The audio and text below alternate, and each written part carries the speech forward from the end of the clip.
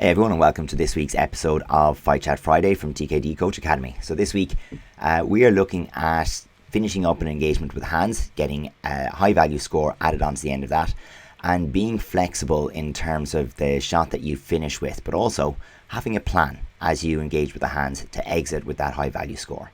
So if that's something that you think you could improve on, stay with us for today's episode.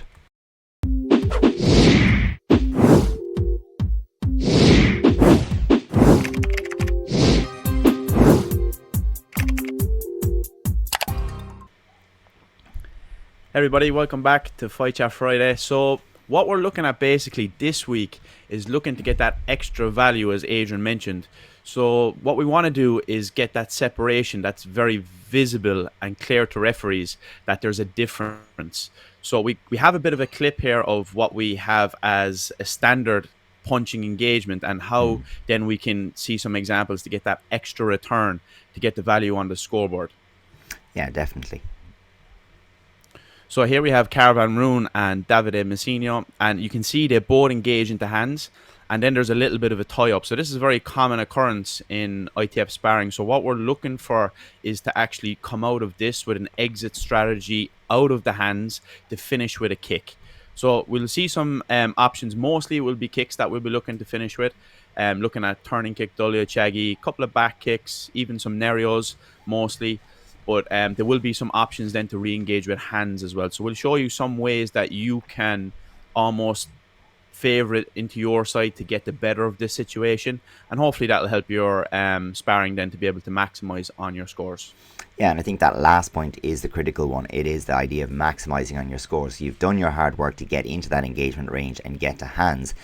And then you're looking at, well, how do I maximize everything? Not just the score. So yeah, a kick to the head would be the best way to maximize the score, I'm sure. But also that opportunity to improve on your ring position and maybe also push towards that warning for your opponent so that you're, really trying to squeeze every last ounce of momentum out of that engagement so that it finishes very definitely in your favor, not just on the scoreboard, but in terms of the other slightly less measurable ones, the ring position and the state of the warnings. So yeah, definitely. Do you want to look at the body positioning first? Yeah, let's go with that, because I think the body positioning is very important, because obviously as when we're kicking, we're very much side facing, and that's actually a topic that we're going to look in depth next week, so stay tuned for that. So we're looking to adjust. So you see here Dimitri in red, he adjusts from side facing to full facing, and that's very important because it opens up his body. But then he's got to switch back to hips again to get that full range in the kick when he finishes the punching exchange. So that ability to be able to adjust side facing, full facing, and now back to side facing is absolutely vital. And there's a nice movement with the head as well as we get to the end of that one that connects well with the body. So the head has to move off to the right hand side to pull the upper body out of the way, and we should see it in this clip, to really let him get that foot into place. And it's something that if you just pick it up from where you are and you don't make those other adjustments in terms of your body positioning, you don't leave yourself in a position to score. And although we're not going to dig into this with a lot more clips on that particular topic, it is just setting the scene for something to watch as we go into the other clips. There's going to have to be something done in relation to body positioning in order to enable the kick, because we're coming from that really close range of the hands, and we're looking to extend the range a little bit to get the leg on the target, and there's a lot of strategies that can be used to do that. Yeah, and this is all at play because of spacing. So we're going to have a look at spacing as well and how it impacts it. We'll see some clips here from Neil Ernest today of how he's able to use his spacing and get a short little turning kick to the body. Some people are looking for that extra range. So the spacing is the next topic that's very important. So here we see Artem Belov. He engages with the hands, side facing again. So we see the adjustment to the body position. He goes more full facing as he attacks, and then he pulls back out. That little pull back is vital to get the spacing correct for the kick. And that little bit of a shift to the left as well. So you can see where he's managed to move himself around there to the left. He's pulled his front leg over to the side, and that's opened out that little bit of range. So it's like that, almost like a slightly dodging turning kick, the left foot going out to the side. Yeah. And he's given himself that range for the shot to the body. A bit of Gaybeck, getting the practical application in there. But this is a very, very simple looking shot, and there will be more complicated ones. But it's the simple things done well. This could as easily not make contact because he just followed through from standing and he ends up with the knee or the shin into the body, and we don't get a scoring technique out of it. Yeah, it's very important. And here then we see the spacing is extended a bit too much. So we see Miguel is trying to find that. I like the intent that he's looking for, but it's just that spacing that you need to be aware of. Maybe you need to re-engage there or something. And it's very hard, and it's a high-level skill, but it's something that's very, very important. Yeah, and Shimon has managed to give himself a little bit of space there. So he's thrown that right hand, and he's used that right hand almost to launch himself backwards. So the right hand is here, and he loses that to kind of launch himself back out and saves himself a headshot. So, one of those things that, it does really help sometimes to be the one who is most aware of where you are in it, because you could just stay in there and trade hands. And if you're just caught trading, someone's going to end up with the better of that, and it's a little bit of a lottery. Whereas if you're the one that's gone in there with a plan, it should work out a little bit better for you. Yeah, you see as well, the two determining factors for this is if you get momentum and push somebody back, then you can follow on with a longer shot. Yeah. Whereas if they kind of stand tall like a wall and they just hold their positioning, that's the other option which we've seen here. So Shimon kind of extended the range, and then in the first one, he was like a block against Artem Belov, and here is the idea of the momentum at play. So if the opponent does go backwards through your force, it extends a longer kick. And here we see for Marius, he's able to get that very long kind of inward crescent kick, axe kick type of motion. Yeah, I think, when it comes to that one, he's outside of the ring, so I don't think he's going to get the value on it, but it still illustrates the point that, what's happened there is he has got physical momentum, as in he's using his mass because he was going forward to get Bartosz off balance, and he's capitalized on that with a little bit of a lean again in the body position to get the leg over the shoulder.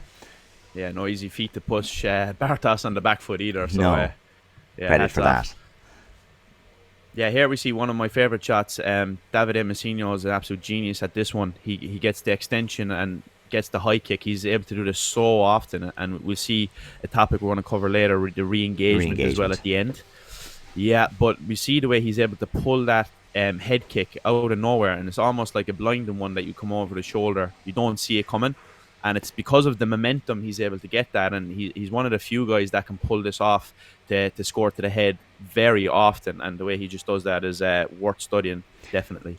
Yeah, it's worth kind of saying in this one, like, when you look at how people drill, very, very often it's going to be like front hand, backhand, and back leg, or you have the 1, 2, 3 and back to the front leg. So you're often going right, left, even when you're combining hands and feet. And, he follows that left hand with the left leg here, I think. And, even at that, exactly that, it does kind of blind the situation and kind of creates just a little bit of, maybe a subconscious kind of gap where we're expecting another punch first. So once you've gotten to the 3, but it's certainly a skill to practice that, the adjustment of the body while you're still punching, you're still creating that forward momentum. You're letting your opponent's space drift away, and I think that's the key thing. Is like you recognize that your opponent is moving back, and you let them drift into the range for the kick. And I think he's done that very well. Jam on the brakes and let them fly past you a little bit. Exactly. Yeah. So I think that's why all of this stuff comes into play here, because he's able to get some of the topics we've already mentioned here to combine them to get that. He's got the body positioning to get the momentum. If he didn't get that, he wouldn't. His spacing is then correct because he jams on the brakes and he can find that kick. So I think the important point as well that you kind of mentioned there is you need to understand when to disengage with the hands to get the value of the next technique. So some people are inclined to, okay, we're punching now, and they're staying there and they're punching, and they want to be the last one to punch. But you need to be the person who knows when to disengage that little bit quicker. Yeah. So let's have a look at that re-engagement, and looking at two girls in this example who are staying with the hands, but they're disengaging and bringing themselves into contact with the hands again. Now, it doesn't look like Poprowska is doing much there, but there's a lovely change of angle that brings her around her opponent from here. There's a nice change of angle and back in again, and it's subtle but so important because she gets into that pull position outside of her opponent's front leg as she does it. Yeah, and that's what it is really. It's the angles that allow this to happen because the reason you probably can't get the body kick here to finish is because of spacing. So if you can recognize it's not on, and then you can pull an angle, pull out, and then re-engage again, why not keep punching? Why re-engage? And the reason for that is it's like a visual thing for the referees that you pull out and then you go again. So you're getting the value for the first entry shot on the second engagement. And that's a nice visual. So here's one of my students, Juliana, and she doesn't find the spacing well for her kicks. So instead, what she tries to do here is to pull angles off hands, get the hands, pull an angle, and go to hands again. So usually people are thinking that, okay, a kick is going to come here, but she re-engages then to get that value. And it's very obvious then from a visual standpoint for the referees that, okay, there's a clear difference here. And then that's where you get your scores. Yeah, and it's one of those things where, like, and I go back to that one with Juliana, because it's a little bit more clear than the video with Joanna Poprotska. You can see right away the extra value that she's getting from the referee, because if she keeps going, this probably stops earlier. So the referee is stepping in, then lets it go, and then pulls, and then he finally steps in. So that's just letting her get 1 or 2 more points on the scoreboard. And when you're not getting the high value return of a kick to finish off the hands, you need that, as you said, that first re-engagement point. You know, I'm the first one to hands again and again and again. You need that in order to build your score if you're not getting that big 2 or 3 point shot that all the referees can see at the end. So playing to the referee, but also I think it's a slightly underrated skill, the ability to split rhythm. So, you know, you're just giving a half beat of a break before going again. That's letting the person almost like relax the hands a little bit, or even, as you said, expect the kick, that they may tense up to receive the kick, and then you make the space, they start to relax, and you're hitting again. So it's a nice skill to work on. It's important as well for people to know, because we know there's a lot of people out there who their kicking is their weak side. So it's nice to know there's another option there for people who aren't strong kickers and aren't very effective to kind of like pull off the nice shots to the head, the inward crescent kicks, and to fit that space in.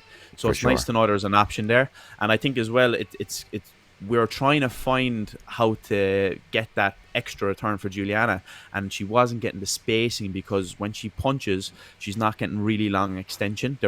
She really goes into that space. So then it's a nice option that if you're not getting the space and the momentum, what we mentioned earlier, that this is another option for you. Well, even especially, I suppose, with junior girls, you know, the referees aren't going to let them go through their opponent in the same way as you might at senior male. So you can kind of, you know, play the game as it's as you need to, I suppose, to make that work. Yeah, true.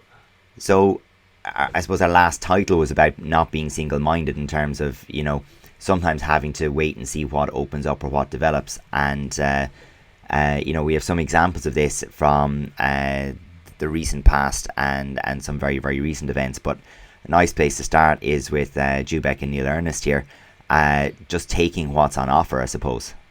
Yeah, and that's what it's all about. They're not settling for just the punching exchanges. They're trying to be that step ahead of their opponent.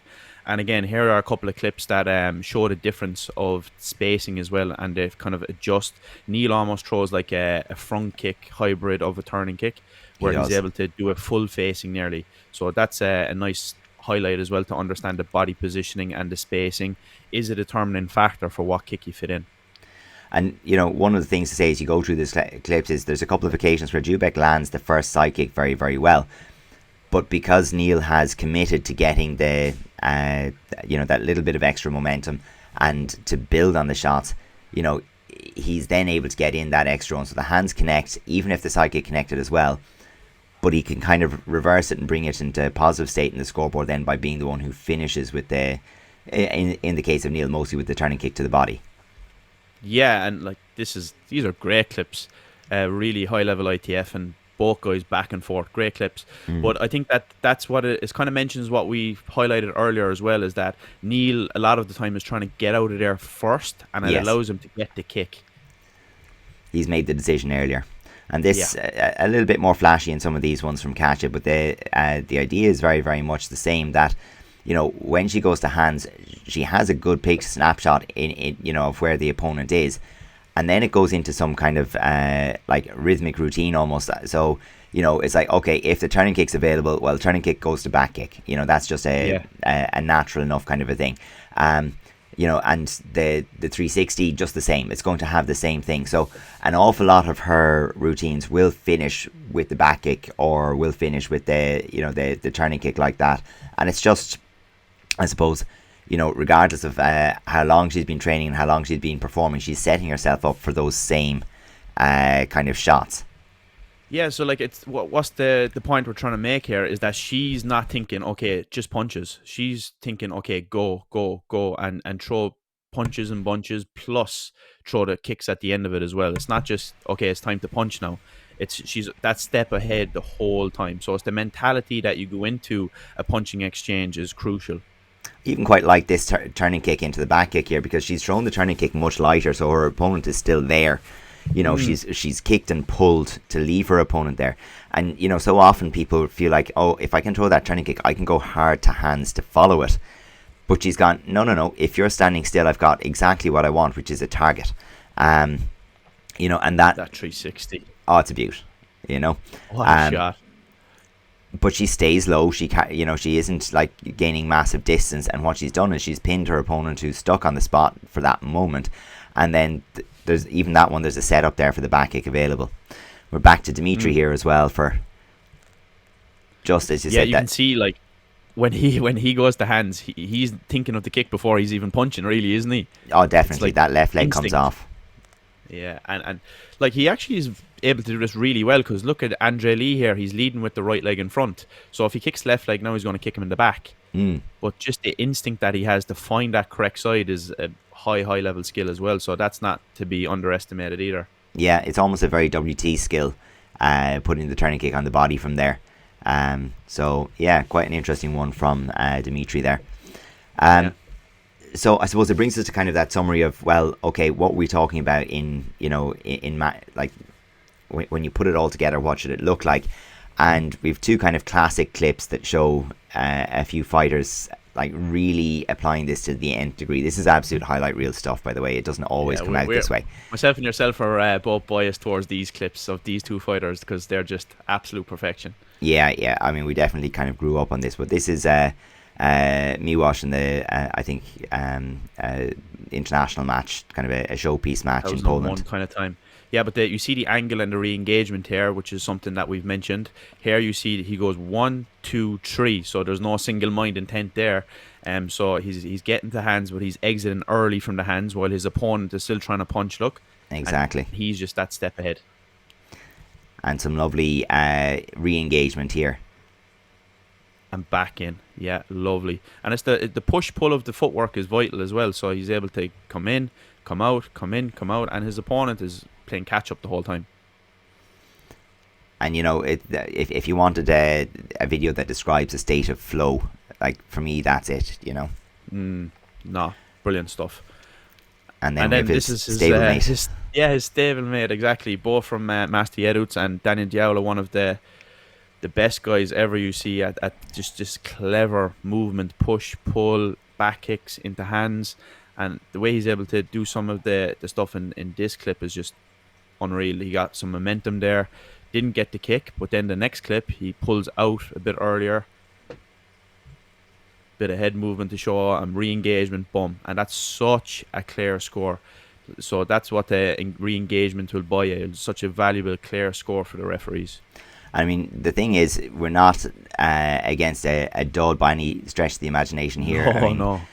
Zach Espy is top class by himself, and you can see here as well, he's managing to get really good engagement. He's looking to put the left leg on there. He's applying the same principles, and it's just a case of you make one wrong angle, or you miss with that first hand in there, and you've got Daniel then on the inside where he's a bit of a nightmare to deal with. And we talk about the spacing where Daniel puts himself in an uncomfortably close spacing here.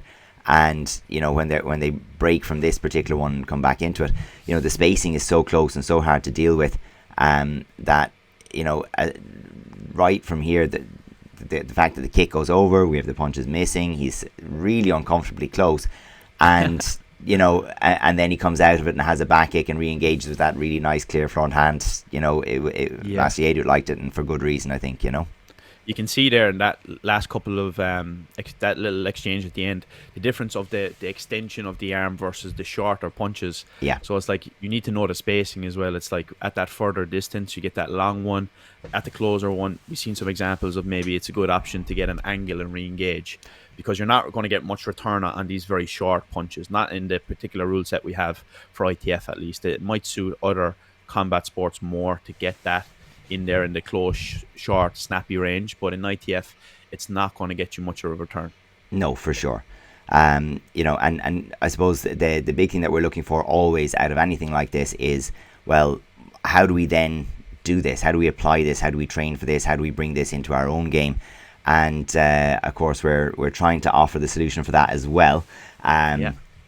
So again, I suppose for our members, we will be as soon as you can see this video, there will be a video sitting there waiting for you in the members group as well, which should show you how we're looking at applying the principles from this. And I think that's the most important thing. It's principle, rather than, you know, specifically tricks or techniques or, you know, anything like that. It's really how do you break down and apply the principles of this within your own training.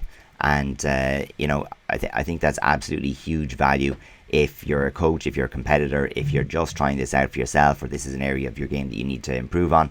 And of course, being a member, you get access to all of the videos as they're produced every Friday, following on from these.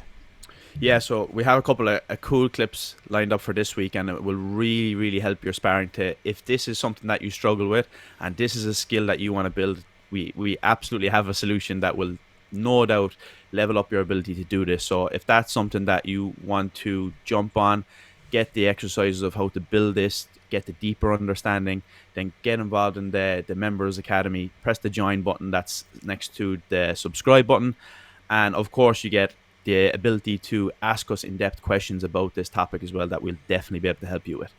For sure. So I guess that's it for today, and we'll see everybody next Friday.